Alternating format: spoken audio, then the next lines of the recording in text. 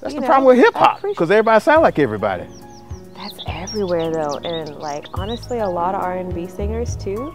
It's just not necessarily that they're the timbre of their voice, but the delivery and like it's just styles, right? It's everybody sounds the same because that's just how, you know, jazz singers all sounded this similar, except for I feel like in jazz singing in particular, what was unique was how uniquely you interpreted a song. You know what I mean? Right. Whoever wrote that's making a lot of money, I hope. They should. I hope so. Oh, that's my brother. Is everything okay? No, there's something going down today, but I tend to it. Okay. Oh, it's good. Okay. But he's all right. He's good. Okay. I worry about people. I'm such a worrier. I've never been a worrier. It's good for you. Because the universe, what's going to happen is going to happen. I know this. I still worry because I'm crazy. Well, at least you admit that on camera. Yeah. Yeah. No, every people's delivery, you know, a lot of R&B singers have a similar style because it is what it is. It's trends, you know. I was saying the 60s, 70s, and 80s, I could tell who was who. No, I hear you. Easily. I could tell Al Green, I could tell Teddy Pendergrass, I could tell Barry White. Yeah. All these great singers, Gladys Knight, Diana Ross. As soon as I hear the first note, I could tell you who it is. That was actually super awkward. Well, it really wasn't that awkward to shoot. It wasn't bad. I don't know. It was the director, Kat Keene, came up with the idea, and the guy that was holding the camera, and then it was all shot in a bathroom. You know, it's a tiny bathroom. And so I was like, okay, because if I wore a bra, then it'd show, so I was like, gotta be topless in this tub now. Cool. Everyone was super, like, you know, everyone was really, really respectful, and it wasn't weird. Also, like, who cares? Titties is titties, man. Like, you know what I'm saying? Like, wait. So so let me get this straight now. Boobs. And people need to know what boobs are. They know. You know how I found out? When Apollonia jumped in Lake Minnetonka on Purple Rain, that's when I found it. I was like, whoa. Whoa, what are those? Hey! Those are tight. I think I like these. Fast forward in. I'm talking really fast forward. Yeah. Let them know what video we're discussing. Oh, Over You. Oh, yeah, one of my favorite ones for obvious reason. So I like that song because it's about an ex. That was Kat's. Was the tub scene? That was the director's. And you had no problem with, like, cool. If I'm gonna work with someone, and especially like that's their expertise, right? Like they're a director, they have a vision. Right. As long as, you know, like I always have like a talk before. We can talk about like the scene of it. We can talk about like the kind of details of it. But if we can't start with like the same values, then I'm not gonna work with them. And so, like before we even got started with the video or really coming up with ideas, like Kat had listened to the song and we reached out to her, and I mean she's brilliant, you know. We're so lucky that we got to work with her. But we talked a lot about like women's reproductive health. I mean, that's something that I've spent a decade of my life devoted to, is celebrating physical autonomy, right? Like, and you can't appreciate your value if you can't appreciate your body. Like, truly. And so if you're starting, like, things shift depending on who's in control of the lens. Things shift depending on on who's in control of how you're being viewed, right? And if things are shot in a way that is demeaning, right, then it's not empowering, it's not beautiful. Or it can be its own, I don't know, I can't say what's beautiful and what's not. Everyone's got their own weird shit, you know? But yeah, truly, like, so we had that conversation from the jump of like, you know, part of celebrating yourself, I don't know, is masturbation. Masturbation's real great for headaches and great for stress. And for women, we're not encouraged to. So right? who suggested that idea to you? She did. So she's like, okay, we're going to need you to masturbate for the video. And we're going to need you to have your titties out. Yeah. She didn't say it like that, but I mean, that's the outcome, yes. I mean, it's the outcome. She didn't say it like that. I mean, I summed it up. But part of it, right, is like the shift of like, if this is done in such a way that I find demeaning, that isn't shot in a way that's like, that celebrates the feminine. Right. Right. And there's a difference between pornography and the erotic, right? So exactly. Like, porn comes from the Greek root of porn means like woman slave, right? Uh-huh. And when we look at the pornographic industry, men get paid more in porn, actually. Funny story. Who would have thought that, right? Really? When you think about the pornographic industry in positions of power, women often don't have that. And so when you think about like porn versus the erotic is like celebrating like figuring things out and like the awkwardness of sex, right? And like sex is a language and senses, whereas pornography is like someone's in control and someone else is not, and someone else is making less money. I mean, that's the way I think of it. Damn. I didn't know that. I thought the money was split. Like, no. Like, no. About the same amount of work. No, and I thought. What's interesting though is that like the internet's crazy, because I have a lot of friends that like are sex workers, and like we have these kind of conversations all the time about like what does power look like, right? Like, and sex is often, especially heteronormative sex, is defined in terms where someone is in power and someone is not, and someone isn't giving up that power because it's a choice, it's forced in some capacity or another. I'm not saying it's, non-consensual. I'm saying like the way that we understand our bodies are very different, right? In terms of men and women, it's just real weird. Women aren't usually celebrated, for being able to explore themselves. You either fit in this thing or you don't. Either you're marketable or you're not.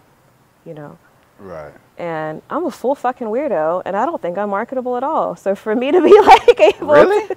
No, I'm real strange, You would think that should be super marketable in this day and age.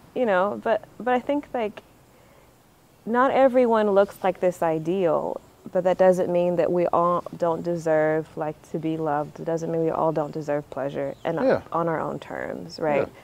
And essentially, masturbation is on your own terms. Yeah, it's you. It's you. Now I'm thinking back. Is this the video where you start out and you just sat on the toilet and just pee? Yep. I didn't think that. I ain't never seen a video start like that. That was the most uncomfortable shit I've ever done in my whole 32-year-old life. So I'm watching the video. I sit on here and pretend like I'm peeing. What is my grandma gonna think? My grandma loves the video. I'm watching the video. You walking around with her. I'm like, okay, she getting the day started. I'm gonna take a pee. And then she sits on the toilet and pee. I'm like, what the fuck just happened? Well, it's like like the premise of the idea, right, is exploring our spaces, like exploring our intimate space. Oh, I get it. And like the bathroom is like, for like, and when I'm touring, especially, like the bathroom is the one place I can go and people will not fuck with me. I can go there. I can do my makeup. The dudes can do their thing, I'll do mine, And so for me, like, the bathroom is like my sanctuary, So it was cool. Cats, I need to check on her. I need to text that woman. She's a good one. I love her. I've been real lucky. I've been gotten to work with some amazing directors, like the Power video we shot in Shreveport. I was so happy to like, people don't get to see Shreveport in a way that is nuanced. Right, Shreveport's a complicated, fucked up little city, and I love it. Yeah, it is. And it's really difficult, and a lot of people don't understand living in the Deep South and what that looks like, in ways that aren't super polarized. Right, you can love a place and still demand more of it. And you were sending a message in that video too, that I felt that you. Good. I hope so. I want that fucking statue down. I want to burn it down, but I can't. So. Right. is why I shouldn't be interviewed, because that's incriminating. Whoops. I do. I want it to come down. And I feel like the job of the artist, right, if you can't physically take something down, you can deconstruct it. You can question it, you know. And I think that's really important. Like, I think that's why I really find a lot of artists from the South really compelling. Mm-hmm. I mean, I'm biased. One of our poets, Jericho Brown, who's from Shreveport, just won a Pulitzer. He just won a Pulitzer for his last poetry book. And he's doing the same thing, right? Like, I think as artists from the South, like I mean, like, I love the South. I truly do. And I'm so frustrated with it every day. You know? Really? Yeah. And especially working in women's healthcare, I'm like, it's terrible. There's so many things that I wish were better, but I still love it. I like my space. I like my plants. Country ass girl from Columbia, Louisiana. I don't know. It's like this past album, you were sending like a lot of messages in this album. I guess so. Yeah. Well, or sending a message, I would say. Yeah, I mean, I don't know if it's message. I think I'm just figuring stuff out, right? Like, what does power look like? Like, who gets to say what power looks like, you know?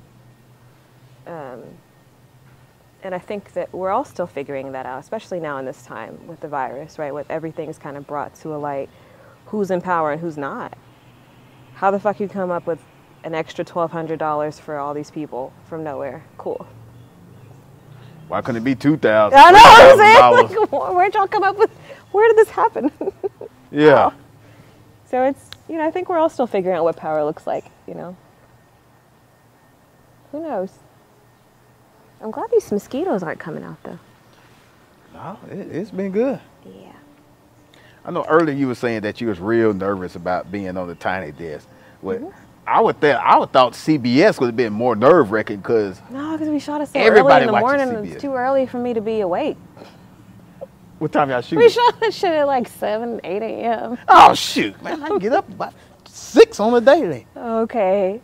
I mean, she's like, okay, not me though. I mean, time's time. You know, whatever time I need to get there, I'll do it. I mean, it's different. It's a different dynamic because, like, with CBS, there's like, you know, all this camera gear and lights and staging and everything. And it's nerve-wracking, but it's still like a performance. Yeah. Whereas like Tiny Desk is like, here's my soul, thanks. Like here's a song, and here's a song, here are the bones, you know. There's a skeleton of it, and that's really scary. Right. I mean, you done been all over the world. You done been on different shows, done did different concerts. You done did different festivals. What's been like your favorite country to visit? Spain. Spain? Mm-hmm. What made Spain so special for you? They're wild, man.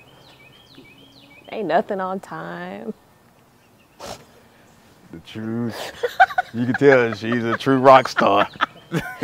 I mean, wow. It's ain't nothing on time. It's just like wild. I mean, it depends. I love Spain because it's just, I love that it's a beautiful country, and I feel like, I mean, being from Louisiana, it's like, oh, things make sense, even if they don't, you know. Food's really good. Got good food. Got cool buildings. They got universal health care. That's real sweet. But no, Spain's really great. As far as like places to perform though, like,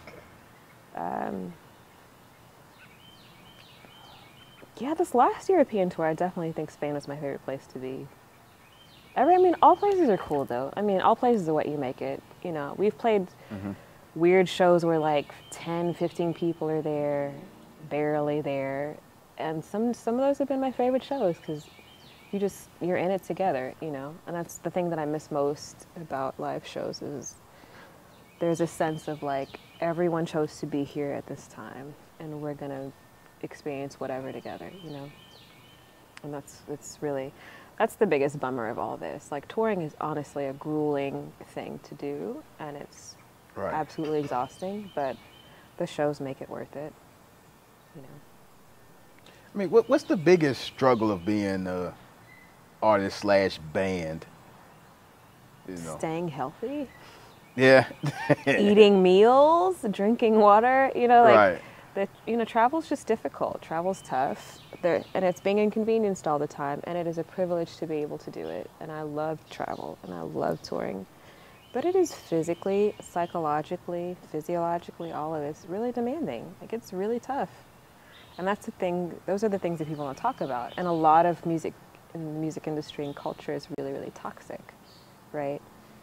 Yeah. If you're a musician getting fucked up every night, people will endorse that. And they'll be, okay, as long as you can get on that stage and do what you need to do. People don't really, there's not a culture of like self-preservation, especially when you think about rock and roll, you know. And I'm not here for that, because I'm trying to live to be real old.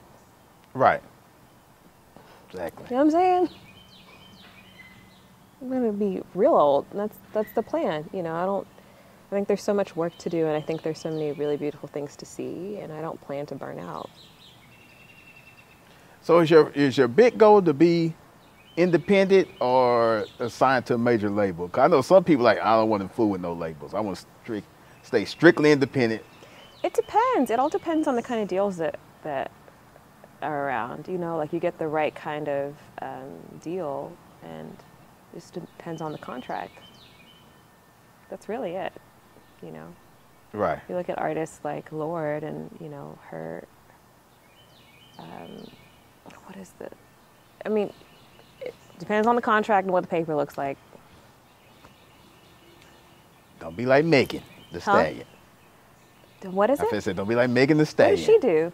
Well, you know her whole contract thing where she signed a bad deal, she got super popular, and she wanted to renegotiate that deal. But oh no, that's not how it works. That's what a lot of people say. No, like, you signed it, lawyer. and you know, the deal is the deal. If you owe me such and such albums, and you haven't fulfilled that yet, or gave me at least one, then why should I negotiate when I got the leverage? Yeah, that's where you get a lawyer. Step one. I have an amazing lawyer. She is brilliant, and I love her. So even saying that, for new artists coming into the game, whether it's rock, hip hop, singing, whatever. Get a good lawyer. What's like a couple of tips you can give them? I mean, you've been in music for a while. Go the fuck to sleep. Okay. Like, everyone's partying, blah, blah, blah, go to bed. You have stuff to do tomorrow. Go to bed. The party is going to be there when you wake up, or it won't. Guess what? You'll be fine. You won't be hungover. Drink water. Take your vitamins. Have a good lawyer. Be nice. Be nice to people. Dude. You know, like, that's such, you know, everyone that's working, that you're working with, that you're working for, that's working with you, they don't have to do that. They don't. Everything's a choice, so be nice to people. Wow. Be nice to people. Be nice. A lot of people miss that part. Be nice, stay hydrated, take your vitamins, have a good lawyer. Some different advice. I mean, I'm all about pragmatism, so, you know. Yeah. Not real fancy over here. I like it. Do you want another Jameson, or is it sleepy? Y'all got to bounce. Oh, no. I take one. You good? Okay. Don't be cussing I'm me. not dealing with that. Don't be trying to cuss me out if you ain't paying me. You know what I'm saying? RuPaul says if they ain't paying your bills, pay them no mind. I don't give a damn. It's a million rappers. Shit, I don't need you. I'll tell you what I'm gonna do. It's sad. I'm gonna block you so you'll never have to see me again. We end that, right? I ain't gotta respond. There's Instagram so nice to make a button called block. Ding! It's over with. I ain't gotta respond. I'm not gonna give you that type of clout. So you can take that and they responded to me. Look at no man. I've actually been taking a lot of cues from like hip hop with where I'm thinking of the direction of the band though. Like I think hip hop's always been able to innovate and interpret, like, you know. But sometimes it's innovated not to the good. Yeah, you're right. I mean, you know what I mean? to what? Rock has been kind of steady. You know what I'm saying? Hip hop has had these dips and valleys and especially I now. think that's exciting, though. I think it is really exciting, honestly. Exciting? Yeah, I think it is. Like, I'm okay when artists challenge me. I don't have to like it, but at least they're doing something, you know? Like, I think it depends what it is for me. yeah. Like Kanye, bless him. I can't listen to anything he's got going on now. I don't know what Dope white guy, Jesus' name he thinks he's doing, but that's fine. dope artist. I mean, I definitely don't agree with a lot of his views, but if we talk about just in the music realm, Yeah, I know. oh yeah, he's a creative genius. And that's what it ends there for me. Yep. After the creative genius of his music, yeah, that's gonna be about it. I know. Just following you, just seeing some of your posts, even listening to some of your music. I don't know if there's views you have on abortion. Would you mind explaining, those views and why you feel the way you feel about, abortion? Well, abortion is a constitutional right, and unfortunately, it's been made into a really stigmatized and polarizing topic, right? What someone does with the most intimate parts of themselves should have nothing to do with anyone else.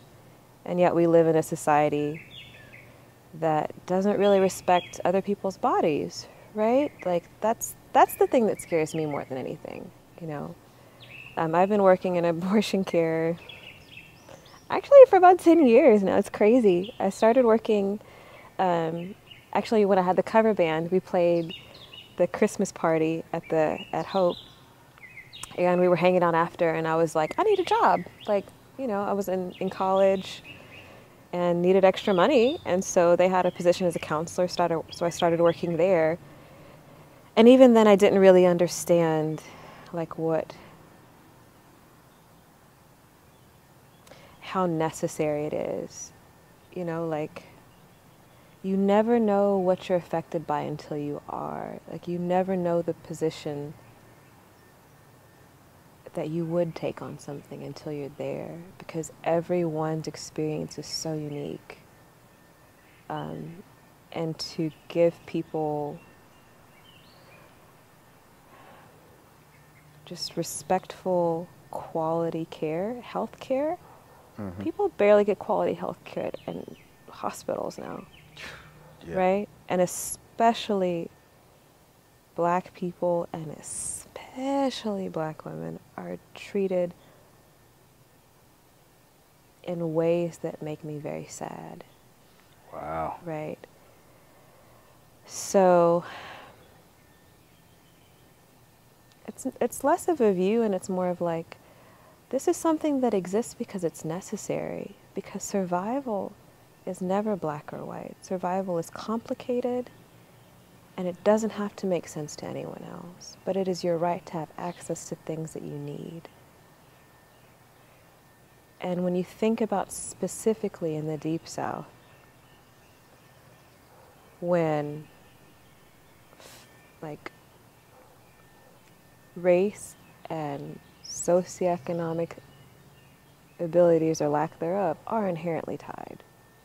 We can't behave as if they're not. We look at who's disproportionately affected by not having access to things like being able to control how, if, and when you make a family. And it's me. I'm the person that I'm advocating for, right? Like, I don't come from money. I don't. I've never come from money. I'm just trying to figure it out. I'm just trying to survive like anyone else. And so I should be able to choose when I decide and if I decide to make a family and what that looks like, right?